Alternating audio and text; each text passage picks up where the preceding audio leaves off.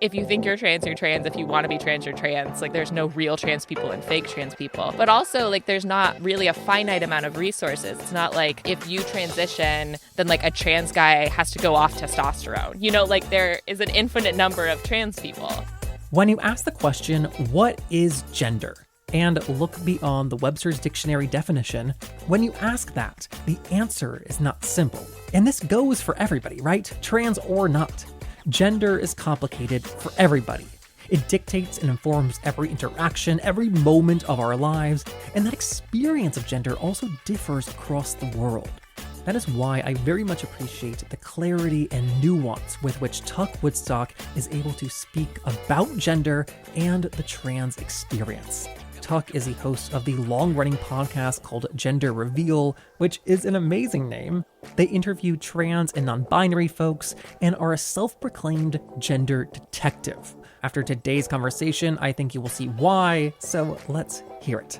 From The Advocate magazine in partnership with GLAAD, I'm Jeffrey Masters, and this is LGBTQ&A.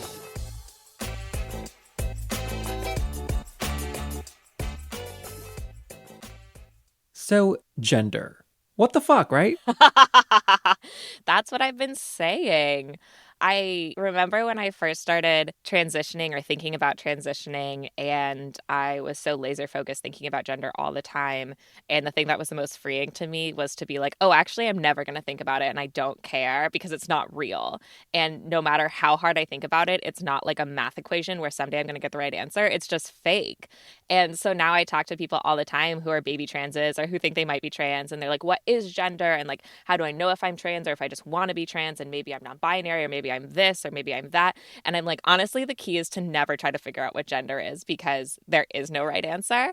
And yet my whole podcast is the premise is to try to figure out what gender is. So I don't know what I'm doing. Oh, that's kind of amazing that you decided that you never wanted to think about gender. And now, professionally, it is all that you talk about. Totally. I think that I had to let go a little bit in order to do it professionally because if you think too much and too hard trying to get this one right answer of gender, it really does consume you. But once you let go, it's a lot easier to have a bunch of conversations with a bunch of different people about what they think gender is without trying to find the one correct answer. I love how you phrase that about there not being one answer, because I think that when it comes to gender and sexuality, we think that my experience is like the only experience and everyone else just like has exact same one. And increasingly it's like, oh, every single individual has a completely different one. Totally. That's the thing about gender. It's that sort of high thought of like, what if your blue is my green and your red is my blue, right? It's that, but with gender, it's like, what if your boy isn't my boy and what if your girl isn't my girl? And ultimately it does not matter. And it shouldn't matter. Something that I think some cis people get stuck on is that they want their blue to be my blue and they want their boy to be my boy. And it doesn't have to be. There's no reason that it has to be that way. Just a minute ago, you mentioned like early in your transition. I think that when we talk about transitioning, like most commonly we discuss it as this binary thing. As like a non-binary person, like do you use that language and like consider yourself as having transitioned?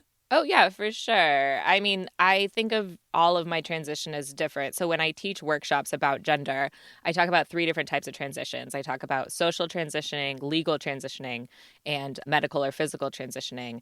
All of those things can take time, and none of those things are a binary of simply I hadn't transitioned and then I did transition. There are all these long processes. But typically the first thing that happens, and certainly the first thing that happened with me, was a social transition. So I started by just telling a few of my friends, hey, I'm thinking about maybe using they, them pronouns. Could you try those out for me? And then expanding that out to more and more people and more and more people. And then I started saying, hey, you know, I am not a woman. Please don't refer to me as one. And that was all my social transition. And it actually took years for me to do another part of a social transition, which was to change my name. Obviously, not all non-binary people and not all trans people change their name, but that would also be part of a social transition. So you could say that my social transition took, at least 4 years. Legally, I changed the marker on my driver's license and my birth certificate, but I didn't change my name or gender on other documents. So my legal transition is still in progress. Medically, it took me like 4 years to go on testosterone, and that is still a journey. And so you could say my medical journey is still in process. So I certainly am always transitioning. There are also obviously non binary people who don't choose to medically transition or don't choose to legally transition.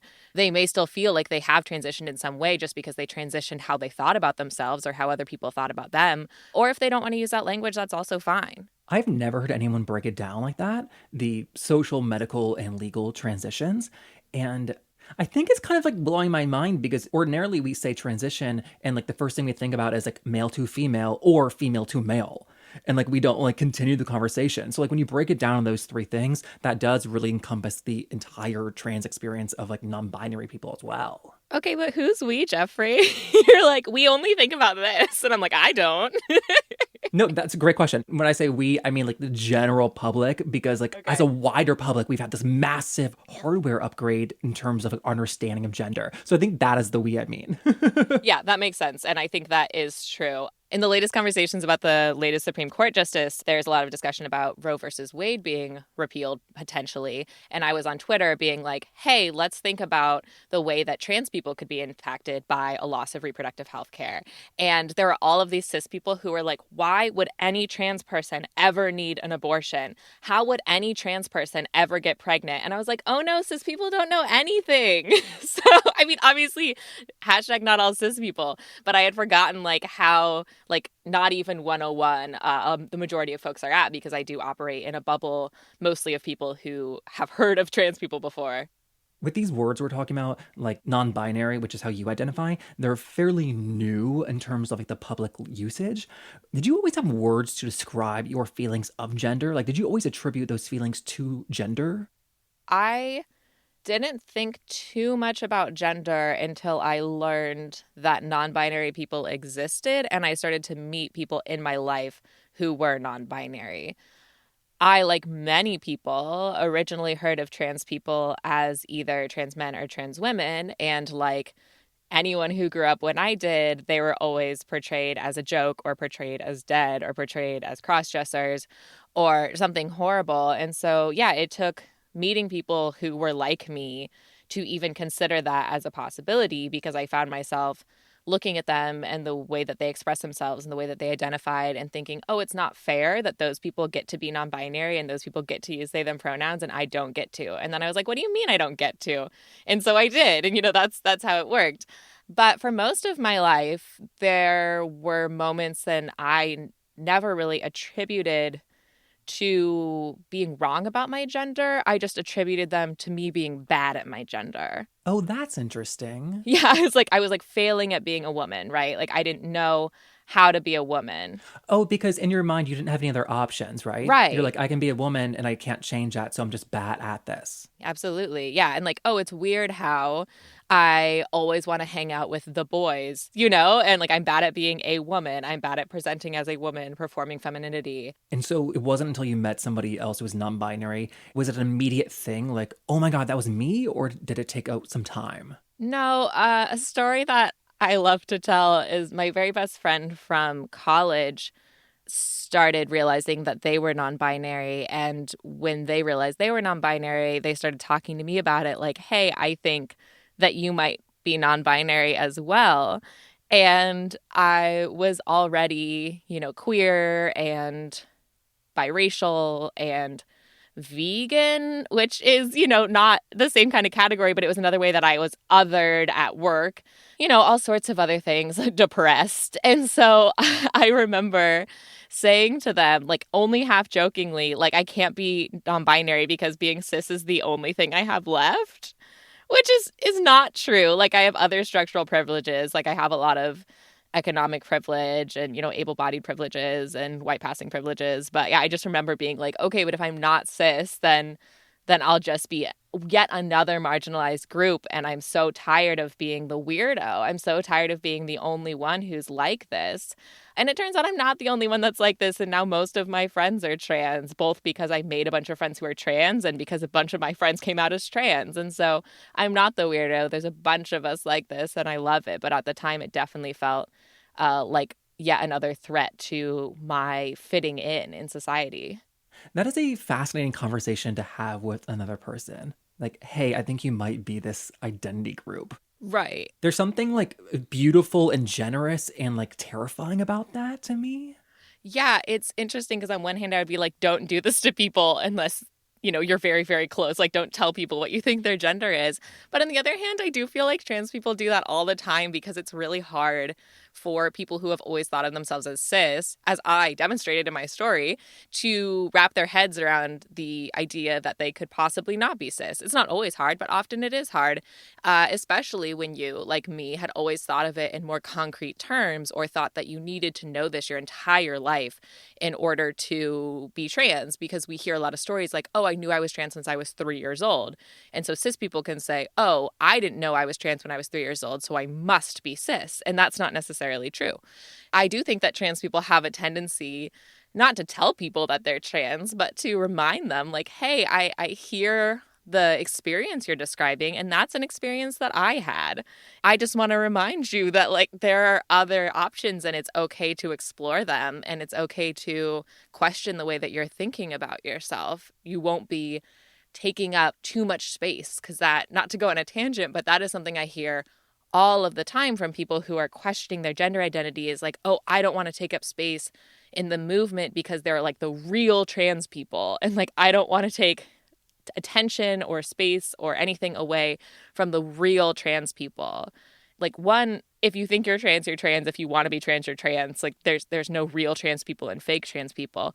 But also, like, there's not really a finite amount of resources. Like, it's not like if you transition, then like a trans guy has to go off testosterone. Like, there is an infinite number of trans people. And so it's really okay to just play with it and see what feels good for you. You're not taking anything away from anyone. If anything, you're increasing the representation of trans people in the world, which is amazing. Is that anxiety? Is that also just like internally like a really amazing way to justify procrastinating for like coming out? Yeah, I think it's a mix of internalized transphobia, which is super real, and I also went through it, and imposter syndrome, which every trans person I know went through at some point. And yeah, fear. I think fear is really real. Like, it's scary to come out as trans because you don't know how anyone's going to react. It's scary to be trans sometimes. Look at our political landscape. It's very scary to be trans. I don't know if I'm going to have workplace protections. I don't know if I'm going to have anything, healthcare access. Like, I can't even think of anything that it feels stable to me as a trans person. And so, yeah, it's very scary in a lot of ways, and it's new, and it's vulnerable. And it's even more vulnerable when you're not 100% sure, which most of us aren't, because, again, gender is fake. So how can you be 100% sure about it? But it's also exciting and wonderful and amazing, and opens your eyes to this whole new way of being and existing in the world and thinking about things. And so I hope that people can think about the wonderful things about being trans and not just the scary things about being trans.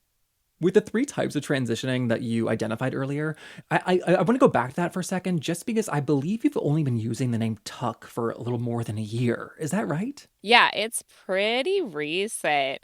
It's funny to be a person who transitioned after making 5 seasons of a podcast, because I can erase, my old name from anywhere I want on the internet. But if you want to find it, like, just go to the first 5 seasons of my podcast. It's there. I'm not going to stop you. I'm not going to pull them off the internet or like somehow dub them over. So it feels vulnerable to have that. But something that trans people tend to do for each other is sort of try to forget each other's old names as soon as possible and sort of like blur their eyes a little bit when they see them. So people have been really supportive about switching immediately and sort of committing to try to forget that as much as possible. Isn't that an amazing example for us to have, like someone like in like the public eye, someone with 5 seasons of a podcast who is like, hey, like I'm still evolving too. Yeah, for a long time, I didn't think I was going to change my name. And then when I knew I was going to change my name, it took me a really long time to figure out what I wanted to use. And I had, a couple of false starts. When I did change it, I thought it was going to be really difficult because changing my pronouns, continues to be difficult. People still misgender me. And with the exception of my parents. Like everyone switched to my new name so quickly. Like I was shocked that so many people so quickly or didn't question it. They're just like, oh, okay, that's your name. Great. Wonderful. Erasing your old name from my brain right now. So that was great. I mean, I think that just the act of naming oneself is like so powerful to be cheesy about it. Yeah. And it's fun because you can change it to anything you want. You know, there's this stereotype that I think has some truth to it that many trans women just change their names to very normal names like Samantha, Sarah, Victoria. And meanwhile, trans men are giving themselves the names of drowned Victorian orphans. My friend is Julian Bailey Fitzpatrick, you know? And then meanwhile, non binary people are naming themselves like Carrot, Machete, Tiger, Rock, Thread, you know? And so I named myself after a joke I made on Twitter. And I didn't mean to. I had the idea that I should change my name to Montucky Wood Snacks on Twitter. And it was clearly a joke to me. Montucky Cold Snacks is the name of a gay adjacent beer from Montana. And at some point, I just started actually going by Tuck. But like you can just do that. If you want to name yourself after like a beer from Montana, no one is stopping you. And that goes for cis people too. You want to change your name, you don't like your name, change your name. So the name Tuck, it kind of removes assumptions about your gender. Like, are you seeing that affect like how other people like perceive your gender? Yeah, sometimes. Not as much as I wanted to. It's funny because, you know, for a long time I was like, actually, I'm just non-binary and you just have to learn to disassociate gender with my name. And that's still true. But then I got tired and I was like, okay, but I am going to give myself like a little bit more of an advantage with this.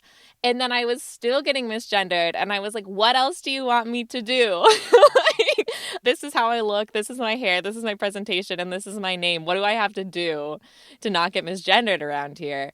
But, you know, one thing you learn about being trans, and especially when you're transitioning, is that some cis people assume gender in the most wild possible ways. Like Danny Lavery was tweeting the other day about being misgendered all of the time with a full beard. And, you know, I hear stuff like that all the time from trans people of all different presentations, is you can have a presentation that's more masculine than like most cis men or more feminine than most cis women, and people will still misgender you. And I'm just like, where are you getting this? Like, what is possibly signaling this to you? I want to ask you a question that I am really challenged by when it's turned on me for my podcast, which is like, what themes and patterns have you seen having interviewed so many trans people?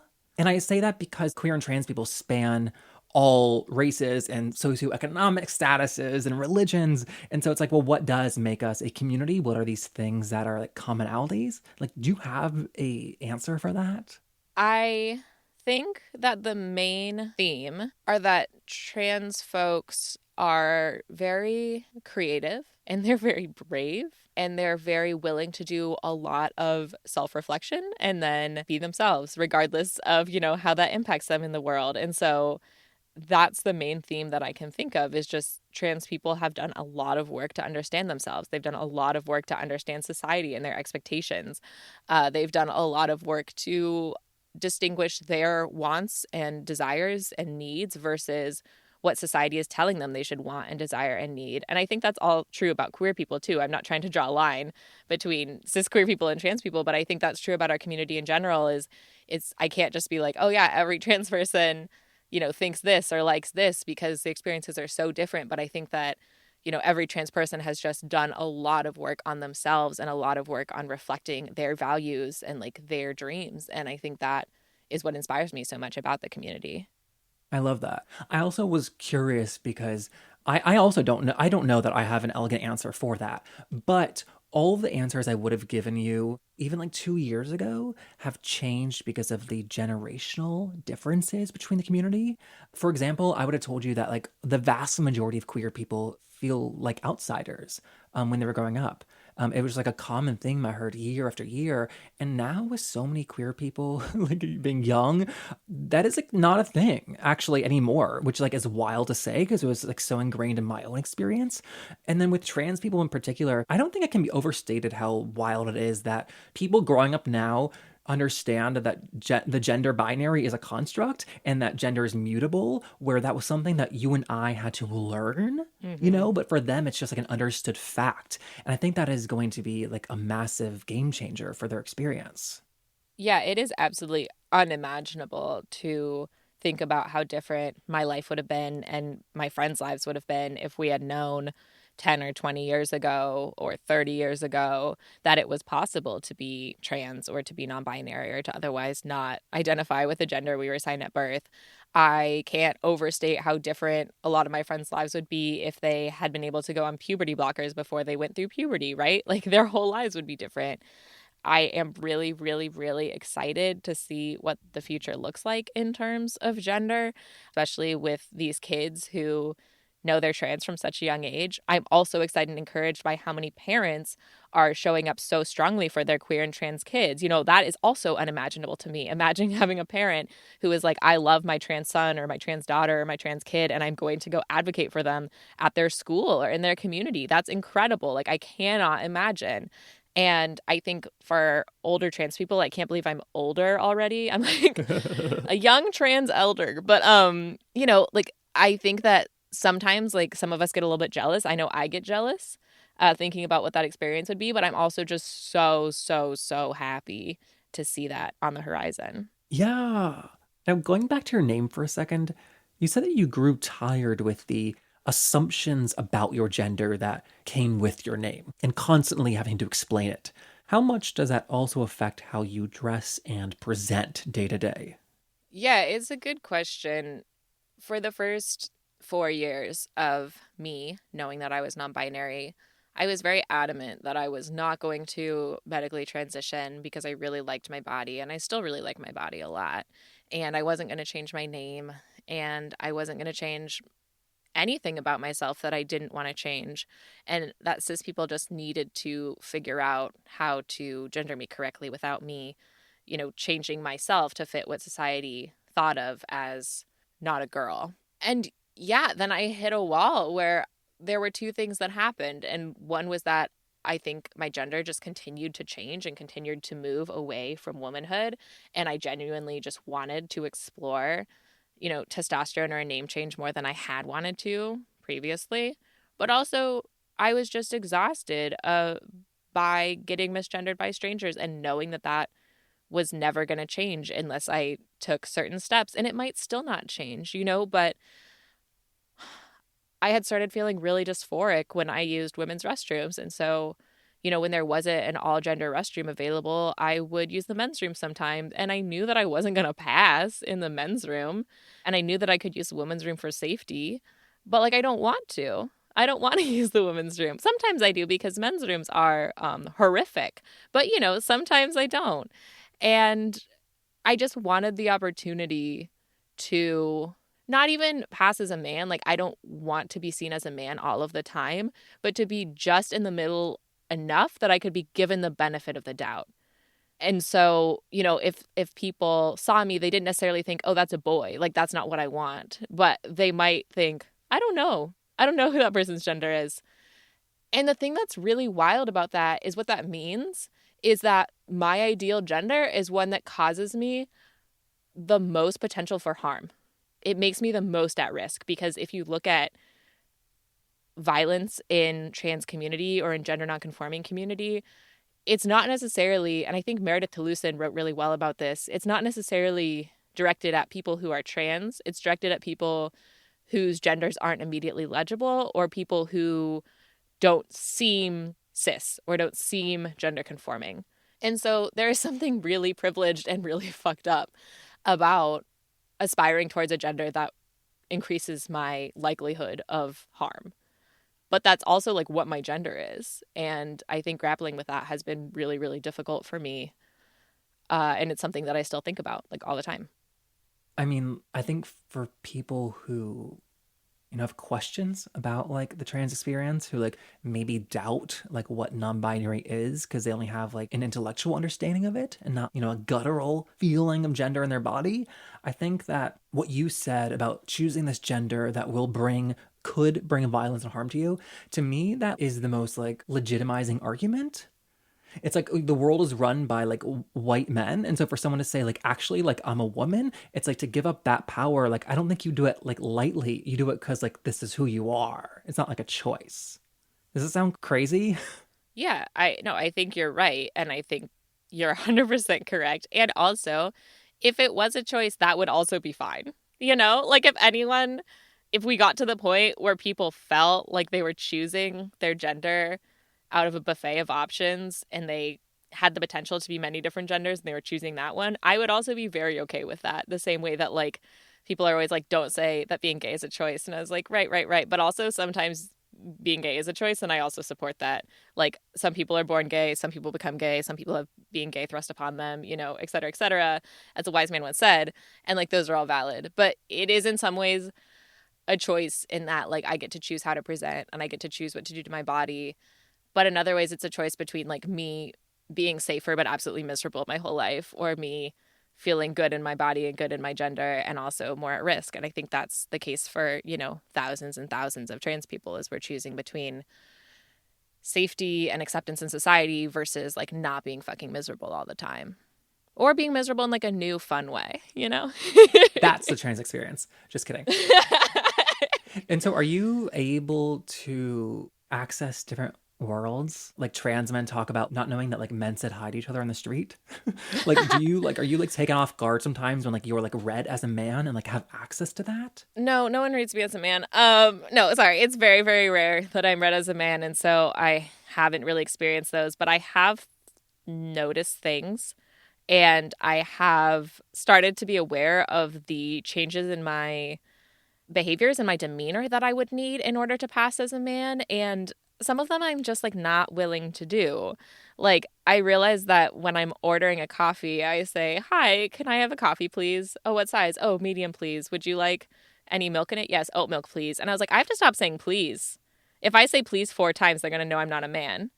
Or if I like, you know, pitch my voice up higher or like, you know, when I'm trying to be non-threatening, they're going to know I'm not a man. But something as simple as when I started using the men's room, something that trans men and trans mass non-binary people talk about a lot is that like maybe pre-coronavirus, but maybe still, I don't know, men don't wash their hands a lot of the time. And so we're like, are we going to get clocked if we wash our hands? And that's like a real actual discussion that trans men have, is like, do we not wash our hands in order to pass? And so there are some things that, yeah, I'm like not going to do. Like I should still say please. There are some times when I'm trying to pass more and I'm much ruder and it sucks. Like I hate that. Like not overtly rude, just like less openly friendly. That's the point where I'm at right now. Maybe someday I'll get to the point where, you know, I'm talking to a cashier and they go, man, bro, man, bro, man, bro, which I've noticed with other people, but I'm not to that point yet. Before I let you go, I just want to, we've talked everything about like gender, but I'm curious about like sexuality, especially since like the like language we have is limited, where like the word lesbian assumes the gender of like both parties. As you've like figured out that you were non-binary the last 4 years, like have you had to like evolve how you like describe and think about your sexuality? Yeah, so I never identified as a lesbian, even when thought I was a cis woman. I think that's to some extent because I always had dysphoria around it, and also because my queerness was evolving. But when I was younger, I thought I was straight for boys. And then when I thought I was a queer cis person, I thought I was gay for women. And now I'm like gay for boys. You know, like it's been this whole 360. Really, how I identify is T for T, trans for trans, and gay as a non-binary person. What I mean mostly for gay is that I'm attracted to other non-binary people. I'm attracted to other trans people. I do date cis people sometimes, like my girlfriend is cis allegedly, but you know, generally speaking, I'm a non-binary person. I'm gay because I'm attracted to other non-binary people. And there are also non-binary people who identify as gay and are attracted to men, and there are non-binary people who are identified as gay and attracted to women, and then there are non-binary people who identify as gay and are attracted to everyone. And so I think that's one of the fun things about being non-binary, is that, like you said, like the language isn't made for you and doesn't apply to you. And so you get to just choose whatever you want. And there's something really, really, really important to me about identifying as gay specifically. Amazing. And I think that is such a great place to leave it. So thank you so much for talking to us today. This has been great. Thank you so much for having me on the show. And a big thank you to Tuck for that. Once again, their podcast is called Gender Reveal, and a new season's coming out next year. Now, we will be back next week with Alona Verley. They're the amazing drag queen from Canada. She's also Two-Spirit. Please make sure that you are subscribed. You can do that in whatever app you're listening to us right now. We're brought to you by The Advocate Magazine in partnership with GLAAD. Come check out all of our amazing work at advocate.com and glad.org. All right, I'm Jeffrey Masters, or as you might know me from Twitter, @JeffMasters1. I will see you next week. Bye.